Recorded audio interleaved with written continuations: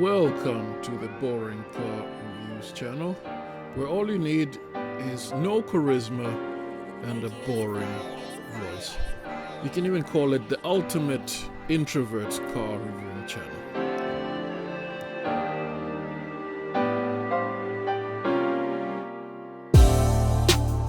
What I want to do today is to share with you a little adventure I had changing my car rear window. So what it is that my rear window stopped working, so it just stuck up.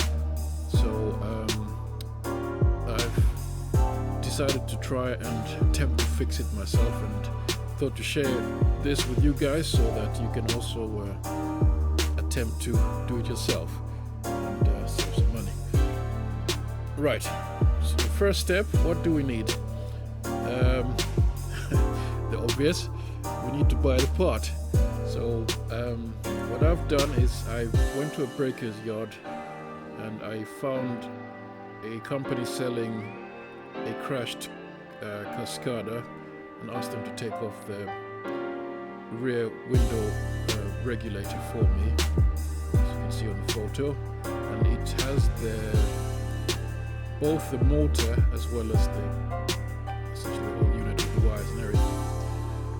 Now, there's a few things that could cause our fault. So one could be that perhaps it's the motor's faulty, so it's just a straight swap of the actual window regulator motor. And another problem could be that the wire has snapped, and if the wire snapped, then I'm afraid you would need a much longer video than this, because you're gonna have to remove seats and panels in order to get to it, because it's quite a big job, and I'm afraid I'm gonna have to keep you in my prayers and leave you to it, because I was fortunate in my case, because it turned out just to be the motor. So I'm sharing with you what I did. Alright, let's get to it. So first step, what we need is some plastic prying tools.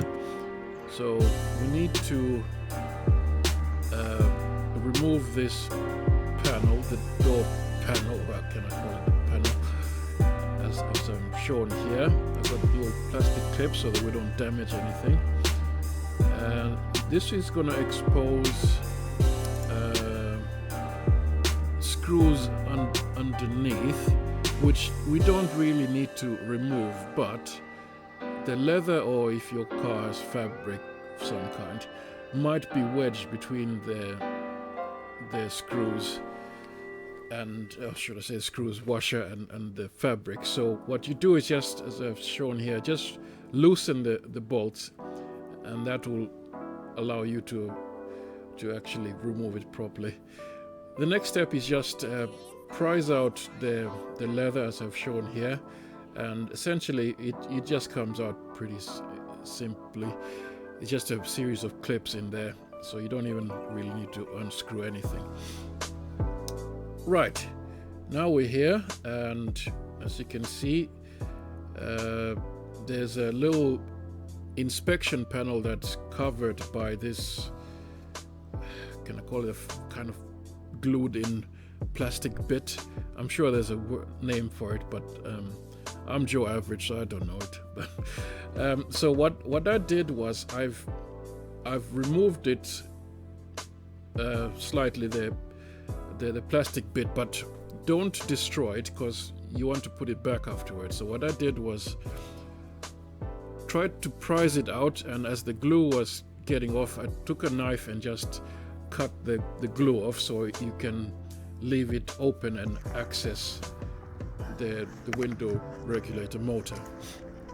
And to remove the window regulator motor is just 3 simple screws that need unscrewing. So that's pretty simple. Once you remove that, you'd have the power source still attached to it. So what you do is essentially remove the power source and just leave it dangling, and insert the new window regulator motor. And what you do is, before putting it back in, I'd suggest switch the car on and try and push the button to wind down and up the window. And if the circular wheel sort of spins around, then you know at least you've got a good motor, so you can go ahead and put that back. The only, as I said there, the only downside to this was that if you get all the way here and you discover that the wires have snapped, then I'm afraid you do need to remove the seats and panels in order to access it, because there's a lot in the way. But if it's just the motor, then yeah, just literally 3 screws and the power source.